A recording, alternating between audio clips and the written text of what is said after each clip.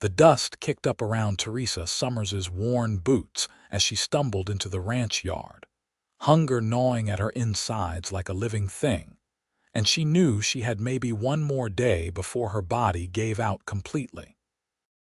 The September sun beat down mercilessly on the Montana landscape, and she pressed one hand against the rough wooden fence post to steady herself. She had been walking for 3 days now, since the stage had broken down outside of town, and the other passengers had scattered in different directions, each trying their own luck at finding help or civilization. Her father had died 6 months ago back in Missouri, leaving her with nothing but debts and the clothes on her back. The man she had been promised to in marriage had taken one look at her reduced circumstances and married the banker's daughter instead. So she had packed what little remained and bought a ticket west, hoping to find work as a teacher or seamstress in one of the growing Montana towns. But fate, it seemed, had other plans entirely. The ranch house stood sturdy and well built in the distance, smoke curling from the chimney despite the warm afternoon. Cattle grazed in the far pastures, and she could see a barn and several other outbuildings that spoke of a successful operation. This was her last chance. If whoever owned this place turned her away, she did not know what would become of her. Teresa forced her legs to move, one foot in front of the other, closing the distance between herself and that house. She had just reached the porch steps when the door swung open and a man stepped out, his hand instinctively moving to the gun at his hip before he seemed to register that she posed no threat. "Help you?" His voice was rough, as though he did not use it often. Teresa tried to speak, but her dry throat would only produce a croaking sound. The world tilted sideways, and she felt her knees buckle. Strong hands caught her before she hit the ground, and then she was being carried up the steps and into the blessedly cool interior of the house. The man settled her into a wooden chair at the kitchen table and pressed a tin cup of water into her shaking hands. "Slow," he instructed. "Small sips." Teresa obeyed, feeling the water revive her somewhat. She finally looked up at her rescuer properly.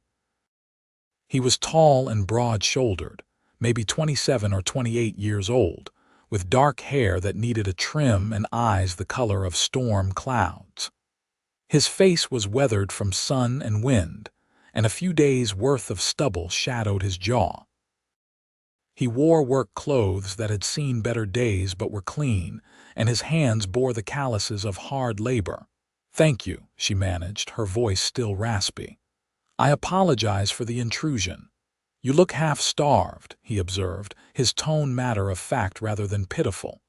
"When did you last eat?" 2 days ago, maybe 3. I lost track." He moved to the stove without another word and began pulling out food. Cold biscuits, jerky, some cheese, and apple. He set them before her and then took a step back, as though giving her space. Teresa wanted to eat slowly and maintain her dignity, but hunger won out. She tore into the food like a wild animal, and if the man judged her for it, he kept his thoughts to himself. "Name's Maxwell Xavier," he said when she had finally slowed down enough to breathe. "This is my ranch, the X-Bar." "Teresa Summers," she replied, wiping her mouth with the back of her hand before remembering her manners. "I was traveling to Bismarck to find work, but the stage broke down and I got separated from the others. I have been walking for days." Maxwell pulled out a chair and sat down across from her, studying her with an intensity that made her want to squirm. "What kind of work? Teaching, preferably. Sewing, cooking, cleaning, anything honest." She lifted her chin, determined to show pride even in her desperate state. "I am educated and hardworking, and I do not shirk from difficulty. You got family waiting for you in Bismarck." "No family anywhere, Mr. Xavier. My father passed, and I had no other relations." Something flickered in his eyes, gone too quickly for her to identify. He stood and walked to the window, looking out over his land with his hands clasped behind his back. "I will be honest with you, Miss Summers. I need help here. My housekeeper left 2 months ago to live with her daughter in Helena, and I have been managing on my own since. The house is a mess. I have been eating poorly, and I cannot keep up with everything that needs doing while also running the ranch.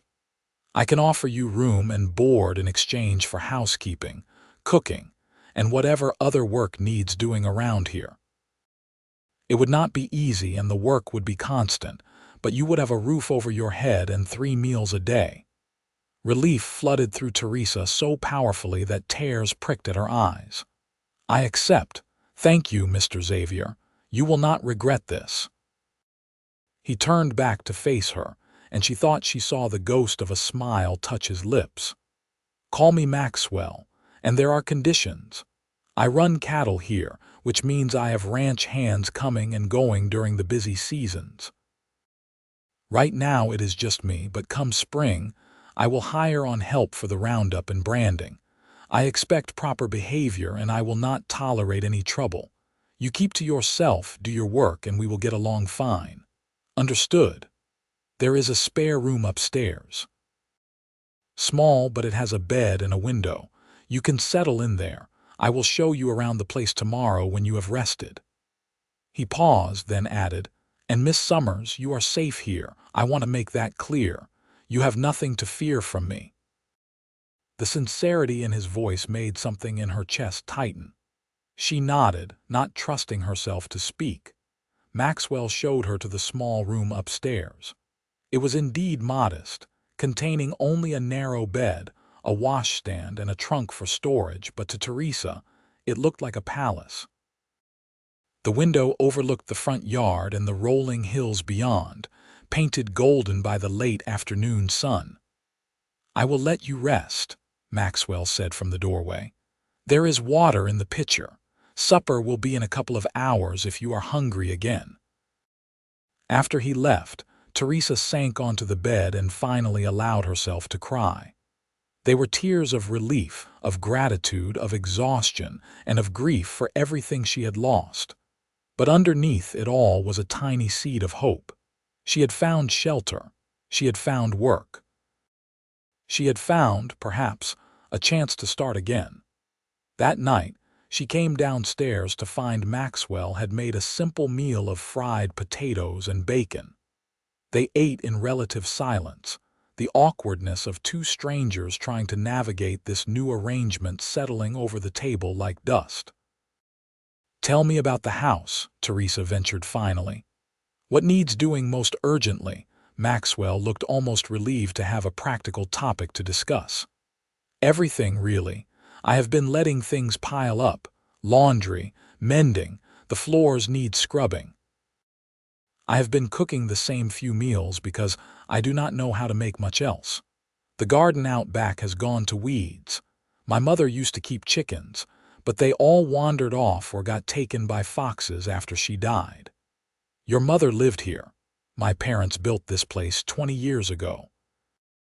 Came out from Ohio looking for a fresh start.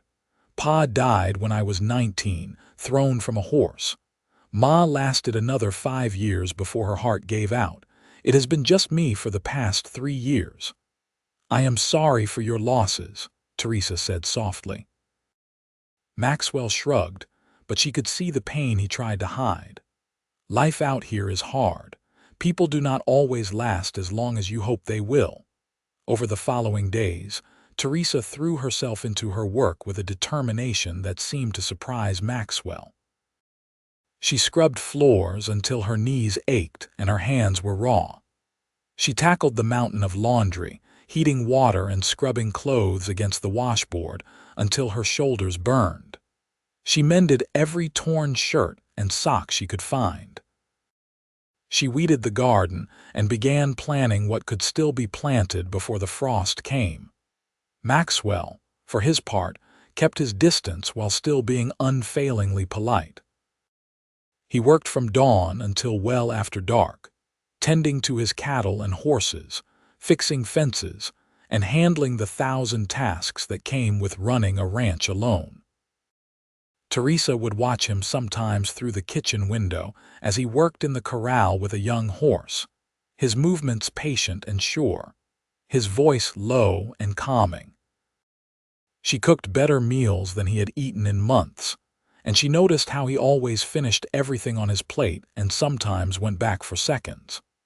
She learned that he liked his coffee strong and black, that he preferred cornbread to biscuits, and that he had a weakness for apple pie. "You did not have to go to all this trouble," Maxwell said one evening as she set a roast chicken on the table surrounded by vegetables from the garden. "It is no trouble. It is my job." Teresa took her seat across from him. "Besides, I enjoy cooking when I have good ingredients to work with." "You have a fine root cellar." "My mother stocked it well. I have just been too tired to use much of it properly." They fell into a routine over the next few weeks. Teresa would rise before dawn to start breakfast and coffee. Maxwell would come in from the morning chores, and they would eat together before he headed back out and she began her daily tasks. Lunch was usually something simple that Maxwell could eat quickly. Then supper became their time to sit down together, to talk about the day, to slowly become less like strangers and more like two people who shared a home. Teresa learned that Maxwell had a dry sense of humor that caught her off guard sometimes, making her laugh when she least expected it. She discovered that he read in the evenings, working his way through the small collection of books his mother had treasured. He was quieter by nature than by circumstance, thoughtful and observant in ways that made her feel truly seen when he looked at her. For his part, Maxwell found himself looking forward to returning to the house each day in a way he had not in years. The ranch no longer felt empty and echoing. There were good smells coming from the kitchen, curtains moving in the breeze from open windows, and the sound of someone singing softly as they worked. Teresa had a pleasant voice, and she sang old hymns and folk songs he remembered from his childhood. October arrived with cooler temperatures and the turning of the cottonwood leaves to gold. Teresa had been at the ranch for nearly 6 weeks, and the place looked better than it had in years. She had even managed to acquire a small flock of chickens from a neighbor, which meant fresh eggs every morning. "The Hendersons are having a barn dance Saturday night," Maxwell mentioned one evening as they cleared the supper dishes. "The whole county will be there. I usually go for an hour or two just to be neighborly. You are welcome to come along if you like. It would be a chance to meet people." Teresa paused in her scrubbing of the pot, suddenly uncertain. Would it be appropriate, given our arrangement? Maxwell frowned. Why would it not be? "I am your housekeeper. People might talk.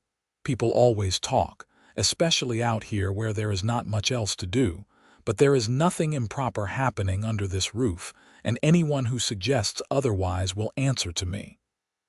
His voice carried an edge of steel she had not heard before. "You have been working yourself to the bone. You deserve an evening out." "Then I would like to go, thank you." The barn dance turned out to be a revelation. It seemed like half of Montana had turned out for the event, filling the Hendersons' enormous barn with music and laughter and the stomping of dancing feet. A fiddler and a guitar player provided the entertainment, and the refreshment table groaned under the weight of food contributed by every family present. Teresa met more people in 3 hours than she had in the past 6 weeks. The women were curious about her, some friendly and welcoming, others more reserved and judgmental. She could see them whispering behind their hands, glancing between her and Maxwell speculatively. "Do not mind them," said a warm voice beside her. Teresa turned to find a woman about her own age with kind eyes and a genuine smile. "I am Margaret Henderson. This is my family's place. You must be Miss Summers. We heard Maxwell had hired a housekeeper. Please call me Teresa, and thank you for having me. This is wonderful. We do this a few times a year, whenever we can find an excuse. It gets lonely out here, so we have to make our own entertainment." Margaret linked her arm through Teresa's. "Come on, I will introduce you to the decent folks and warn you about the rest."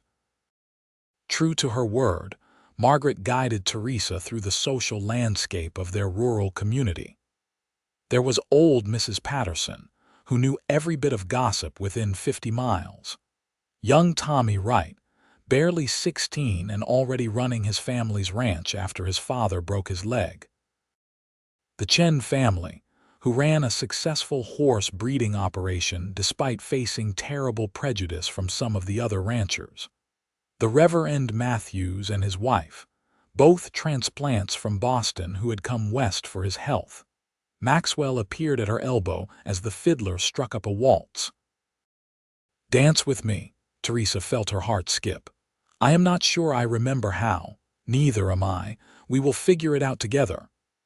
He offered his hand, and she took it. His palm was warm and calloused against hers as he led her onto the floor.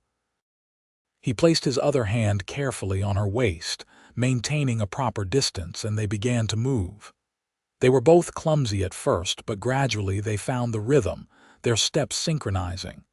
"You look nice tonight," Maxwell said quietly. "That color suits you." Teresa felt heat rise to her cheeks.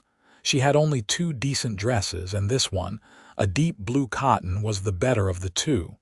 She had spent an hour mending a tear in the hem and pressing out the wrinkles. "Thank you.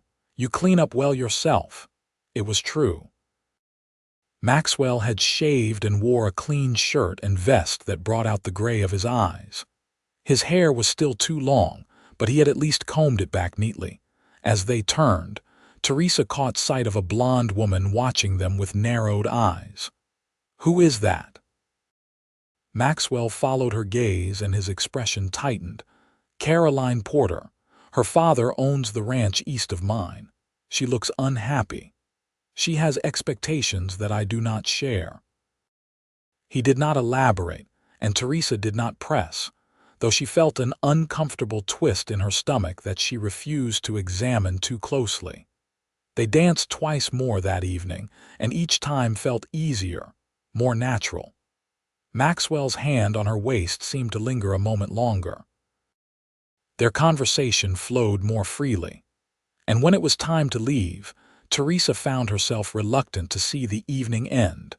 The ride back to the ranch in Maxwell's wagon was quiet but comfortable.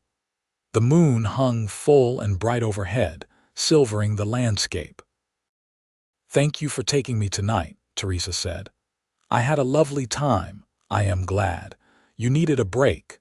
Maxwell kept his eyes on the road. "Margaret Henderson seems to have taken a liking to you. She is good people. Her husband Daniel is one of the few ranchers around here I trust completely." She was very kind. Everyone was, for the most part. Maxwell's jaw tightened. "If anyone gives you trouble, you tell me. I mean it, Teresa."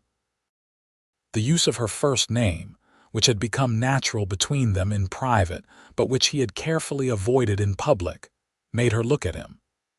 In the moonlight, his profile was strong and handsome in a rugged way she had not really let herself appreciate before. "You have already done so much for me, Maxwell. I do not want to be any more trouble than I already am." He turned to meet her eyes, pulling the wagon to a stop in the ranch yard. "You are not trouble. You have made my life better in every way since you arrived. I want you to know that." Teresa's breath caught. The moment stretched between them, charged with something new and fragile and terrifying. Then Maxwell cleared his throat and climbed down, coming around to help her from the wagon. His hands spanned her waist as he lifted her down, and for just a second, she was suspended there, her hands on his shoulders, his face inches from hers. She could see the conflict in his eyes, the war between what he wanted and what he thought was proper.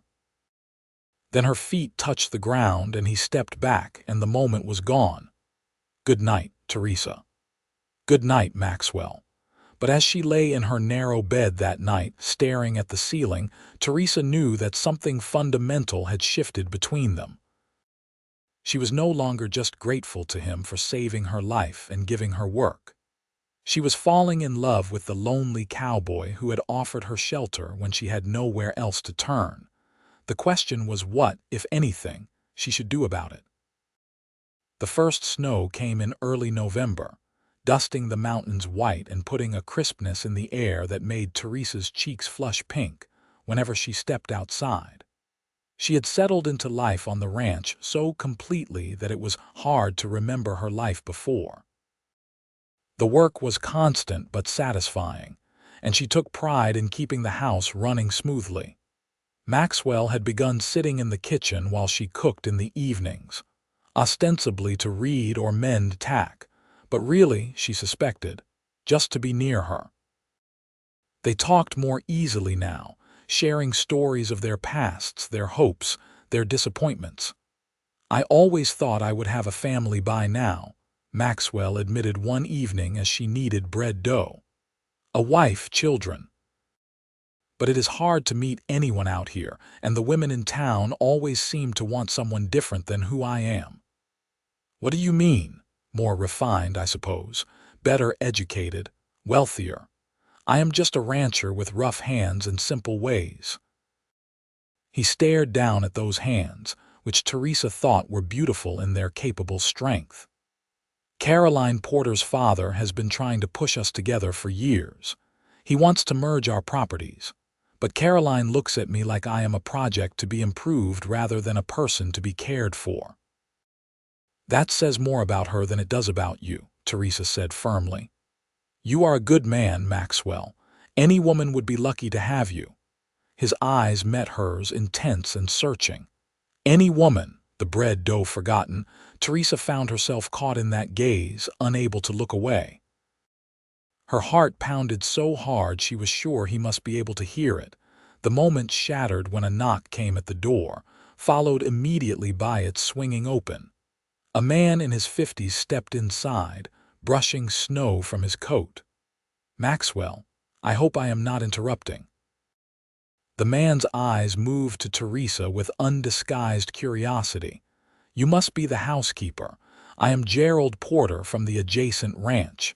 Teresa Summers." She wiped her flour-covered hands on her apron. "Pleased to meet you, Mr. Porter. Porter, what brings you out in this weather?" Maxwell had stood, his posture tense. "Just being neighborly. Wanted to check on you before the real snow sets in." Gerald's smile did not quite reach his eyes. "Caroline mentioned she saw you at the Henderson dance last month, with Miss Summers here. Caused quite a bit of talk, you know. People wondering about the propriety of a single man and woman living under the same roof without chaperone." Teresa felt her cheeks flame, but Maxwell's voice was cold as ice. "What people choose to gossip about is not my concern.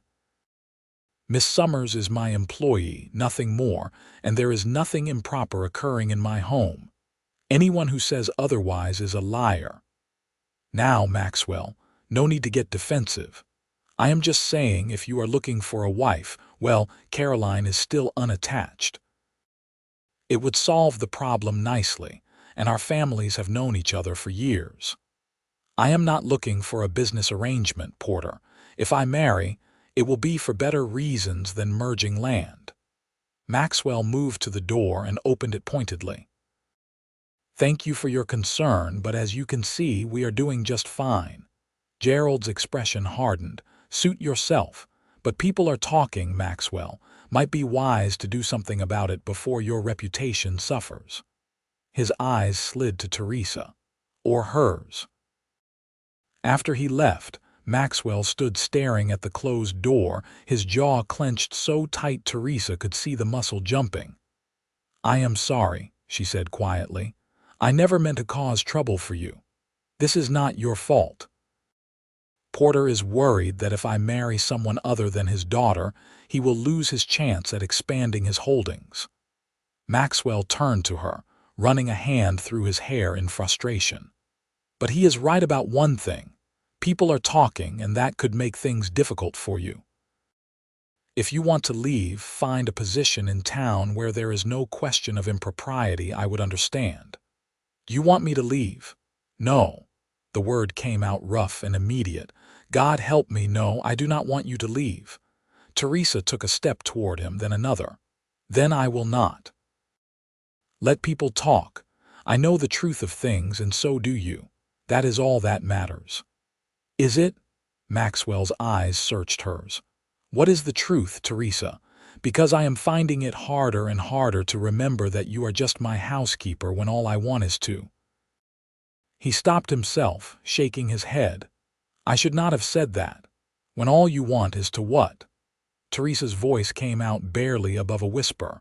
Maxwell closed the distance between them in 2 strides. His hand came up to cup her cheek, his thumb brushing across her skin with infinite gentleness. When all I want is to court you properly, to tell you that you have become the brightest part of my day, to ask if there is any chance you might feel the same way. Teresa leaned into his touch, her own hand coming up to cover his. I do feel the same way. I have for weeks now, but I did not know if it was proper to say so. To hell with proper, Maxwell said, and then he was kissing her. It was gentle at first, almost hesitant, as though he was afraid she might pull away. But Teresa wrapped her arms around his neck and kissed him back with all the longing she had been suppressing. His arms came around her waist, pulling her close, and the kiss deepened into something that made her head spin and her knees weak. When they finally broke apart, both breathing hard, Maxwell rested his forehead against hers. I am doing this all backward. I should court you, ask permission, do things right. Permission from whom? I have no family and I am a grown woman of 22 years. I can make my own choices. Teresa smiled up at him. And I choose you, Maxwell Xavier. Then marry me. The words seemed to surprise him as much as they did her. I know it is fast. I know people will talk even more, but I do not care. I have been lonely for so long, Teresa. And then you walked into my yard half dead from exhaustion, and everything changed. You have made this house a home again. You have made me feel alive again. I do not want you as my housekeeper. I want you as my wife. Teresa felt tears slip down her cheeks. Yes, yes, I will marry you. Maxwell kissed her again, longer this time, with a joy that she felt echoed in her own heart. When they finally came up for air, he was grinning in a way she had never seen before, his whole face transformed. The bread is probably ruined, he observed, glancing at the forgotten dough on the table. Teresa laughed, the sound bubbling up from some deep well of happiness inside her. I will make more. We have time. We have all the time in the world now. Maxwell pulled her close again, and she rested her head against his chest, listening to the steady beat of his heart. They were married 3 weeks later in a simple ceremony at the small church in Bismarck, with Reverend Matthews officiating and Margaret and Daniel Henderson standing as witnesses. Gerald Porter and his daughter Caroline did not attend, but most of the other neighbors came, curiosity if not always approval drawing them to witness the union. Teresa wore the only good dress she owned, but Margaret had lent her a beautiful lace shawl that had belonged to her mother, and one of the other ranch wives had woven flowers into her hair despite the winter season. Maxwell wore his Sunday best and looked so handsome that Teresa's breath caught when she saw him waiting for her at the altar.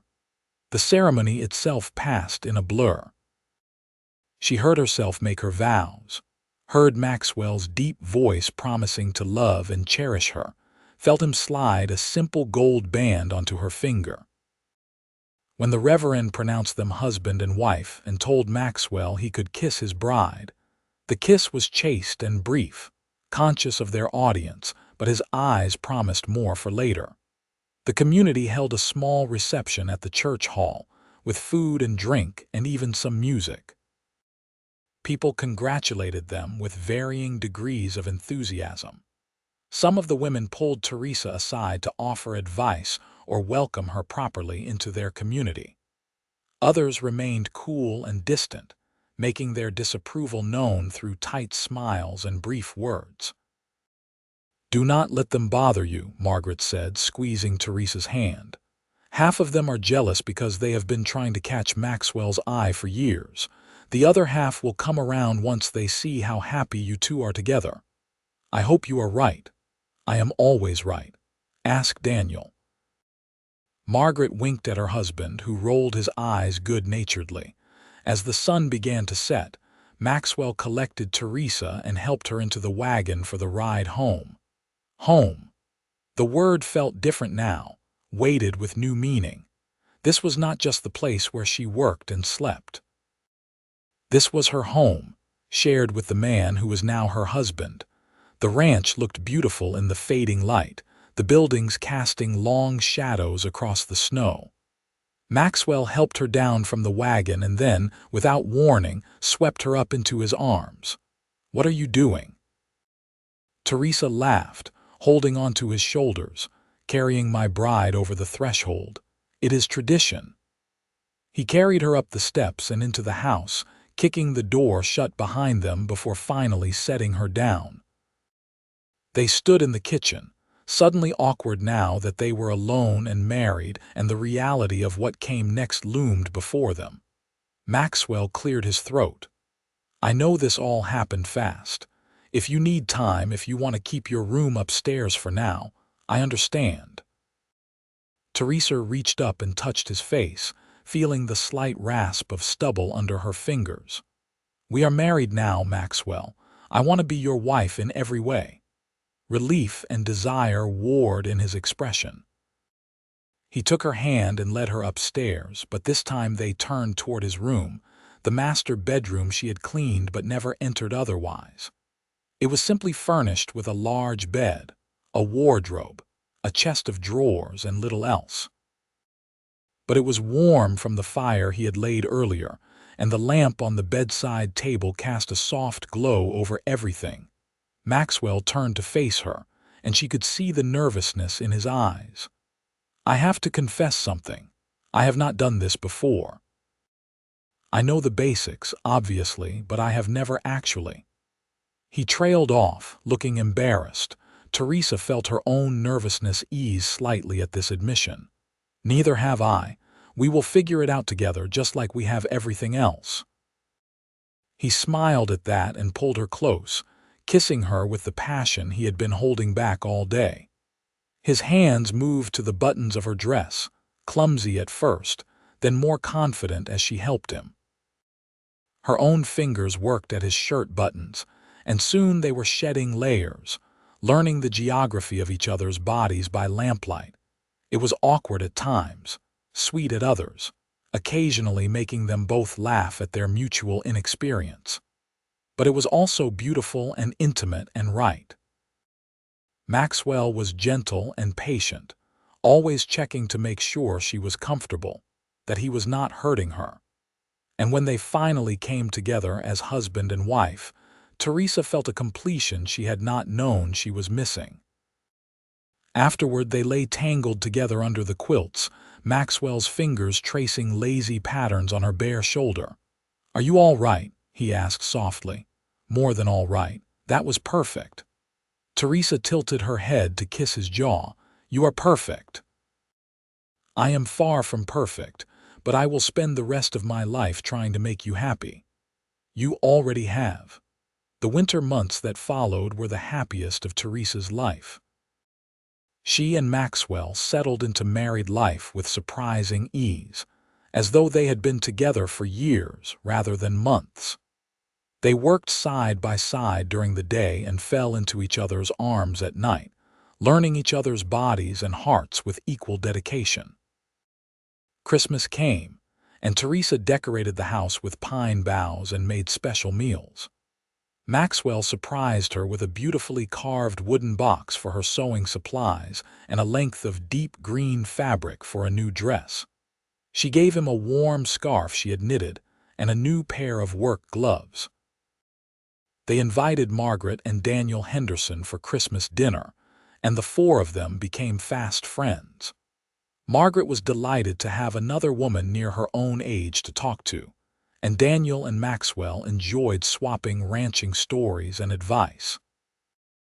"You two are good for each other," Margaret observed one January afternoon as she and Teresa sat by the fire sewing while the men were outside looking at a horse Daniel was interested in buying.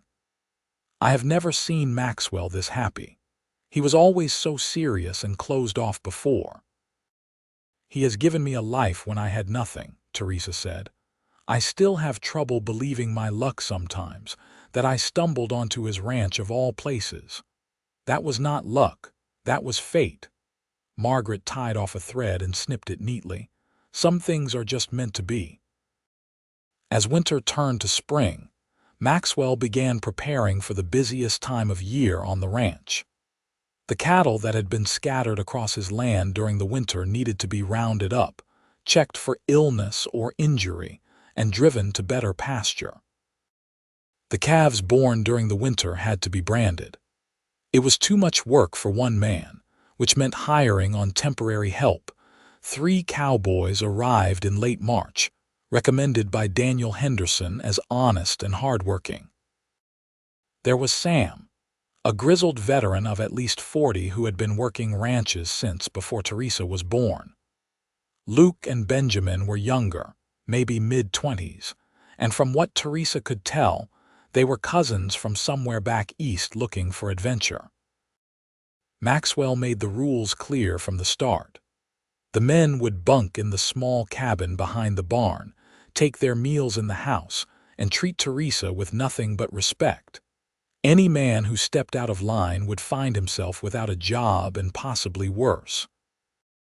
The cowboys were polite enough, though Luke had a tendency to let his eyes linger a bit too long before remembering himself.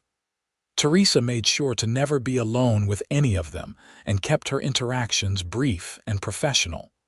The work was brutal, and the days long. Maxwell left before dawn and often did not return until well after dark, exhausted and filthy. Teresa made sure there was hot water for washing, filling the big tub they kept in the bathing room off the kitchen. She rubbed liniment into his sore shoulders and fed him huge meals to keep his strength up.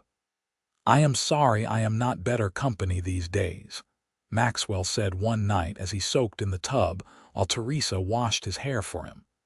"You are working yourself to exhaustion to build our future." "I understand that. There will be time for us again once the season is over." He caught her hand and brought it to his lips. "What did I do to deserve you? You offered shelter to a desperate woman. The rest just followed naturally." One afternoon in early April, Teresa was hanging laundry on the line when she heard raised voices from the direction of the barn. She hurried over to find Maxwell and Luke facing off, both men tense. "I did not mean any disrespect," Luke was saying, his hands raised placatingly. "I was just making conversation. My wife is not interested in your conversation or your compliments or anything else you might have in mind," Maxwell said, his voice dangerously quiet. "You are here to work cattle, nothing more. Do your job and keep your eyes and your comments to yourself." "Maxwell, what happened?" Teresa approached cautiously. "Luke here thought it appropriate to tell you how pretty you look today. I am explaining why that is not acceptable." Teresa sighed. "He did say that, but I did not encourage it. I thanked him politely and went about my business." "Which is exactly as it should be," Maxwell said, his eyes never leaving Luke. "But I want to make sure we are all clear on the boundaries here." Luke nodded quickly.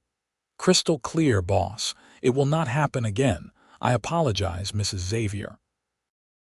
After he scurried off, Maxwell turned to Teresa, some of the tension leaving his shoulders. "I know you did nothing wrong, but I saw the way he was looking at you, and I wanted to nip that in the bud before it became a problem. You are not upset with me, of course not." "I am upset with him for not knowing his place." Maxwell pulled her into a quick embrace. "I trust you completely, Teresa, but I do not necessarily trust them, and I will not have anyone making you uncomfortable in your own home." The incident passed without further trouble, and Luke became noticeably more circumspect in his behavior. The spring work continued at its grueling pace, but slowly the worst of it was accomplished. The cattle were branded and moved to summer pasture. Fences were repaired. The vegetable garden was planted with seeds Teresa had ordered from a catalog. By the time May arrived and the temporary hands were paid and sent on their way, both Maxwell and Teresa were exhausted but satisfied. The ranch was in good shape, and they had money saved from selling some yearling steers. "I was thinking," Maxwell said one evening as they sat on the porch watching the sunset, "that we should think about the future. About expanding the house, maybe. Adding some rooms." Teresa's hand moved instinctively to her stomach, where she had been keeping a secret for the past few weeks. "What kind of rooms?" "Well, I was hoping for children eventually. A nursery, maybe a bigger kitchen for you, a proper parlor for when we have guests." He looked at her curiously. "Why do you ask?" "Because I think we should probably start with that nursery sooner rather than later." It took him a moment to understand, and then his eyes went wide. "Are you saying—" "I am with child. About 3 months along, I think, though it is hard to be certain." "I was waiting to be sure before I told you."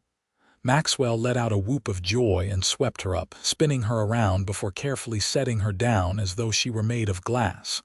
"A baby! We are going to have a baby." "We are!" Teresa laughed at his excitement. "Are you happy?" Happy does not even begin to cover it. He knelt in front of her, pressing his hands to her still flat stomach. "Hello in there, little one.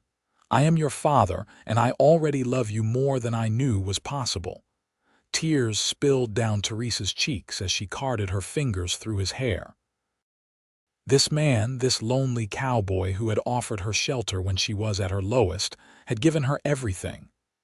A home, a purpose, love, and now they were creating a family together. The pregnancy progressed smoothly, much to everyone's relief. Margaret was thrilled and immediately began knitting baby clothes. The other ranch wives slowly warmed to Teresa when they heard the news, seeing her more as one of them now that she was going to be a mother. Maxwell fussed over her constantly, trying to prevent her from doing any heavy work. Teresa found it endearing even as she insisted she was perfectly capable of managing her usual tasks. "I am not made of porcelain," she protested when he carried a basket of vegetables in from the garden for her.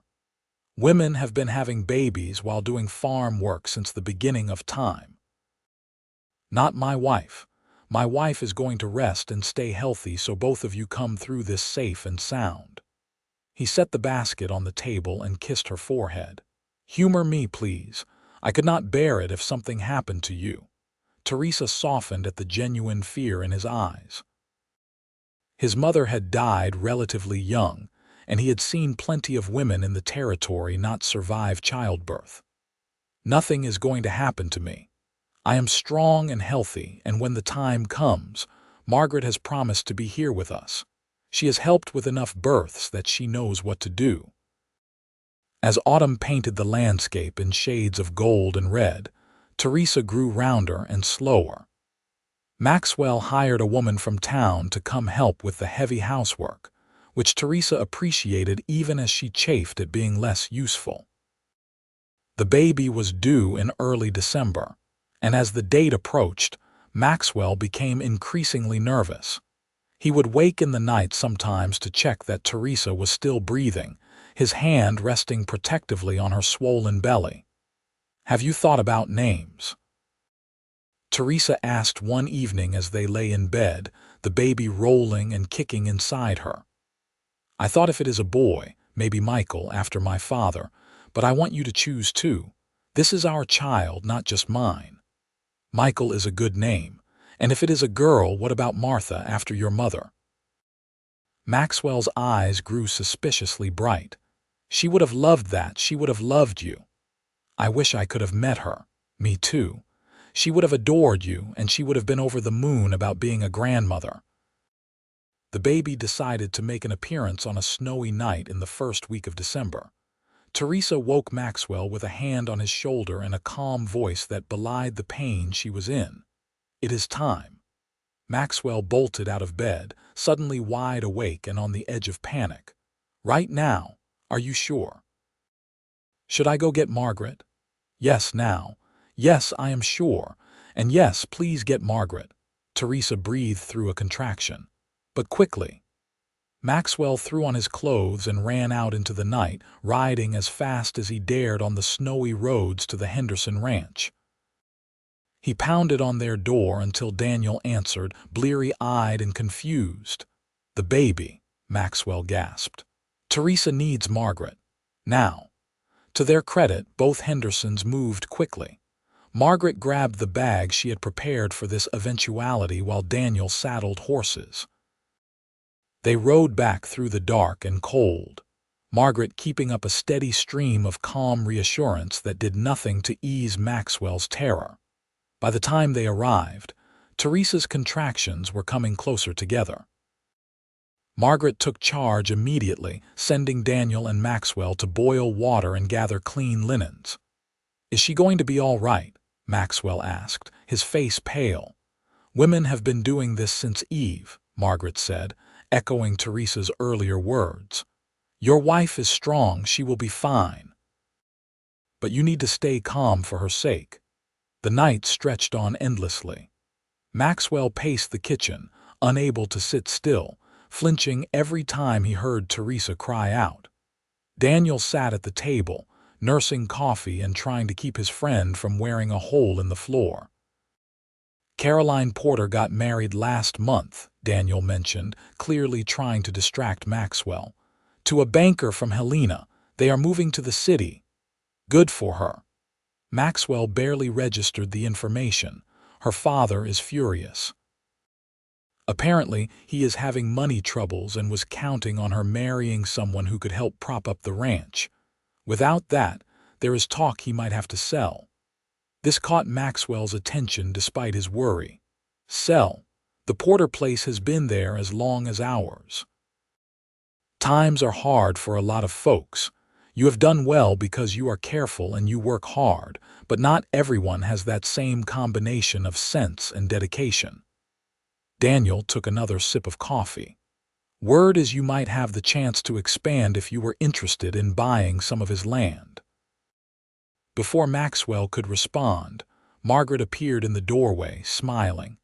"Come meet your son." Maxwell took the stairs 3 at a time. The bedroom was warm and smelled of blood and sweat, and something indefinable that might have been life itself. Teresa lay in the bed, looking exhausted but radiant, holding a bundle of blankets. "Teresa," Maxwell breathed, crossing to her side and dropping to his knees. "Are you all right?" "I am perfect, and so is he." She pulled back the blanket to reveal a tiny red face, eyes scrunched closed, a shock of dark hair on his head. "Meet your son." Maxwell reached out with a trembling hand to touch the baby's impossibly small fingers, which immediately curled around his thumb in a grip that felt surprisingly strong. "He is beautiful. You are amazing. I cannot believe you did this. We did this." Teresa smiled down at the baby, then up at Maxwell. "Michael Xavier, welcome to the world." Maxwell learned quickly that babies were both wonderful and terrifying. Michael was healthy and loud, with an appetite that seemed impossible for something so small. Teresa took to motherhood naturally, though she was exhausted from the constant feedings and wakings. Maxwell helped as much as he could, changing diapers and walking the floor with Michael when he fussed at night. He found himself staring at his son in wonder during quiet moments, marveling at the tiny person they had created. "I never knew I could love anything this much," he admitted to Teresa one morning as he watched her nurse Michael. "It is almost frightening how much I love him, how much I love you." "I know exactly what you mean." Teresa looked up at him with soft eyes. "Sometimes I lie awake at night watching him sleep, and I think about how close I came to never having this. If I had not walked onto your ranch that day, if you had not been kind enough to take me in, none of this would exist. We were meant to find each other, Maxwell said firmly. I believe that. Everything that happened, all the hard things we both went through, they led us to that moment, and I would go through it all again if it meant ending up here with you. The winter passed in a blur of sleepless nights and endless laundry, and the unique joy that came from watching their son grow and change.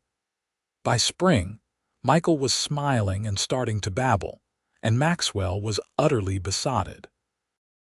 You are going to spoil him, Teresa observed with amusement as Maxwell made silly faces to get the baby to laugh. That is my right as his father.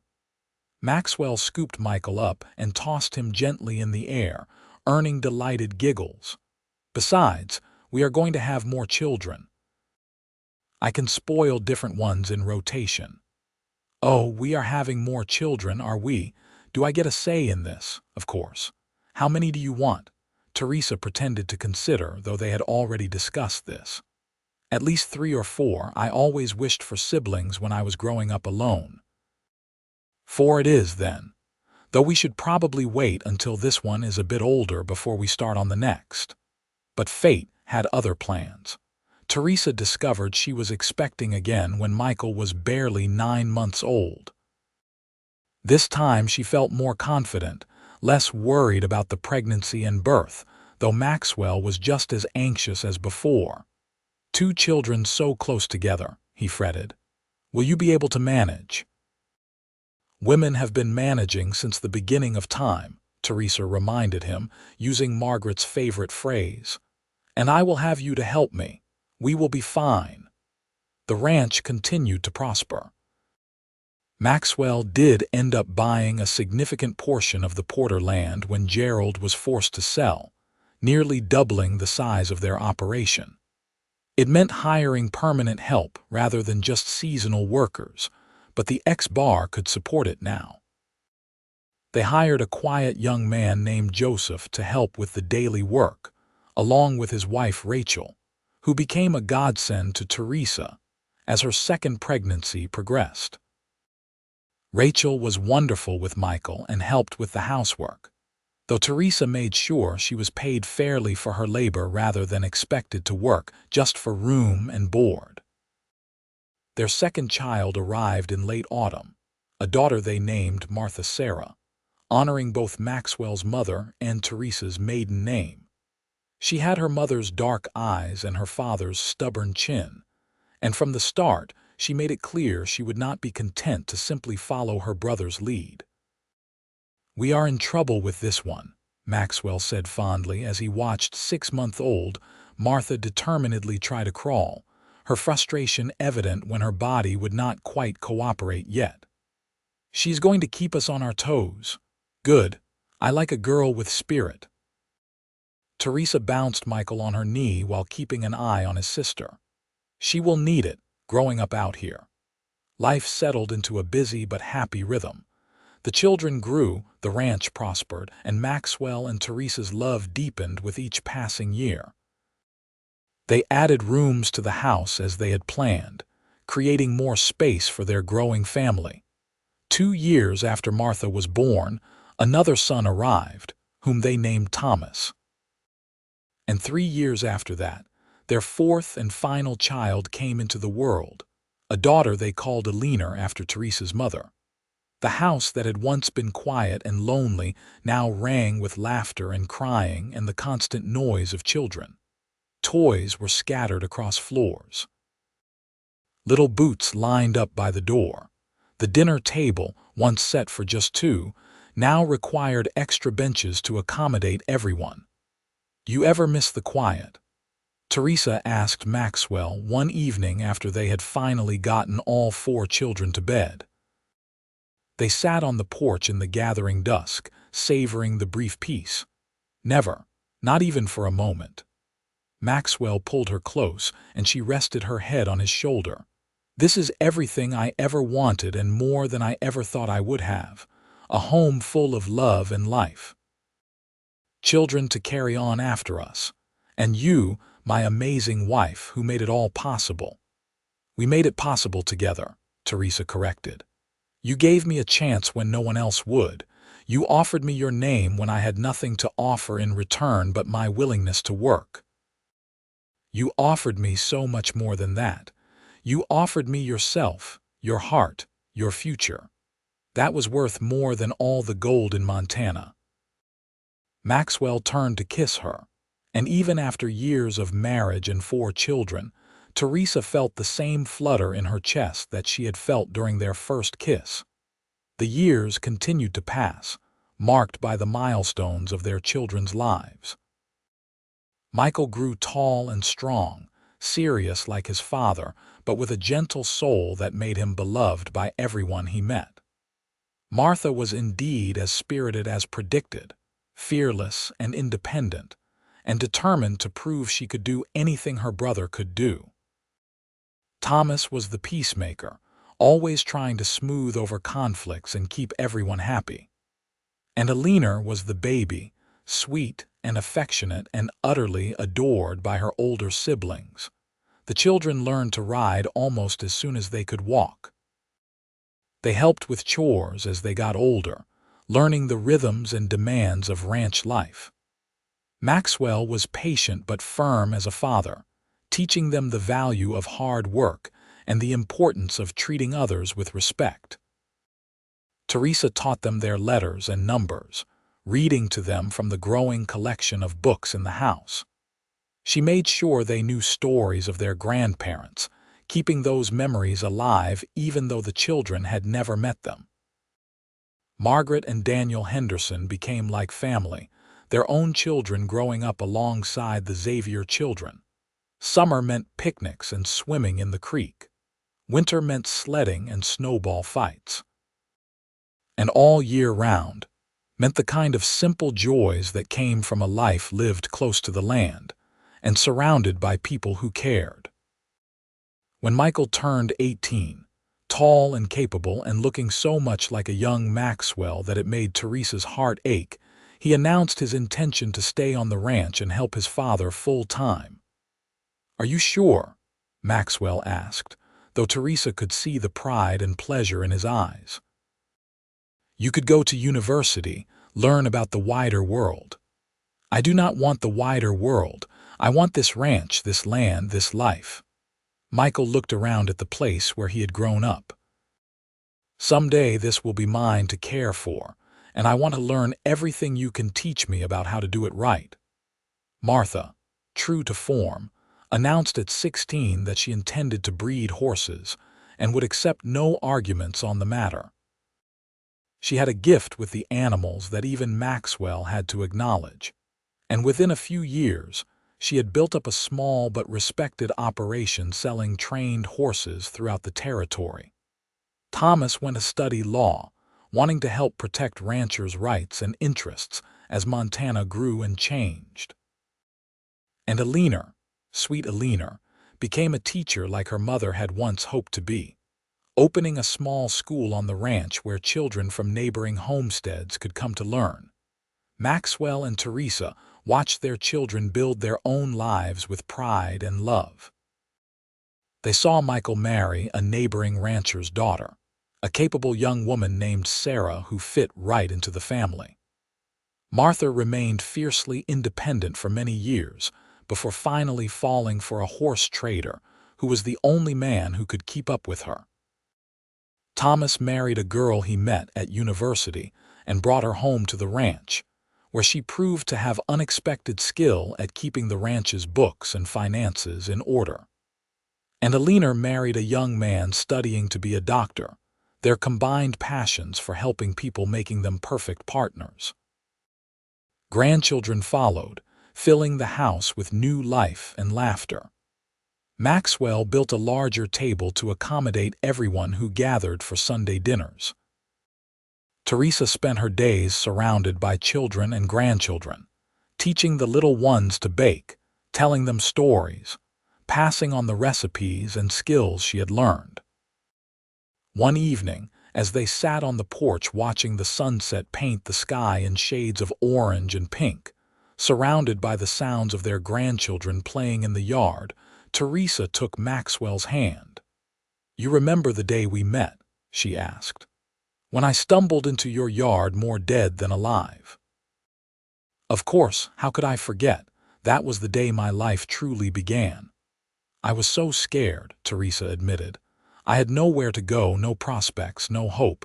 And then you offered me work. You offered me shelter. And eventually you offered me your name. Best decision I ever made." Maxwell raised her hand to his lips and kissed it, the gesture as tender now as it had been 30 years ago. "You brought life to this place, Teresa.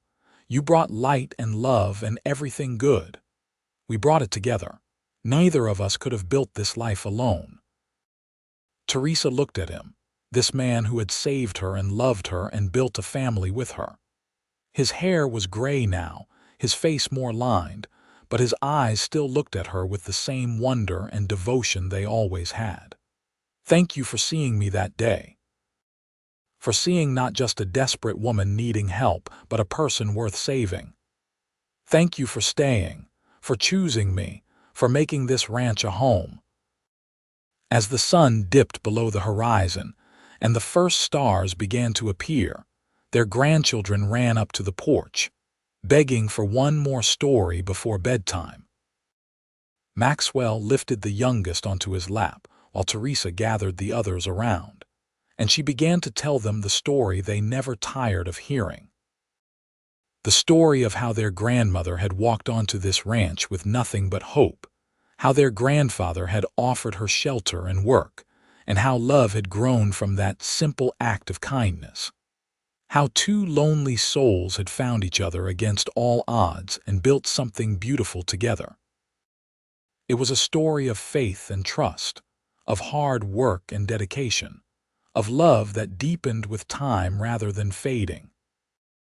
It was the story of the X-Bar Ranch and the family that had grown from one desperate moment when a hungry woman had stumbled into a ranch yard and a lonely cowboy had seen not a burden but a blessing. And as Teresa looked around at her husband, her children, her grandchildren, and the ranch that had become so much more than she ever could have imagined that desperate day so long ago, she knew that every hardship she had endured had been worth it to lead her here. She had traded work for shelter and found so much more. She had found home.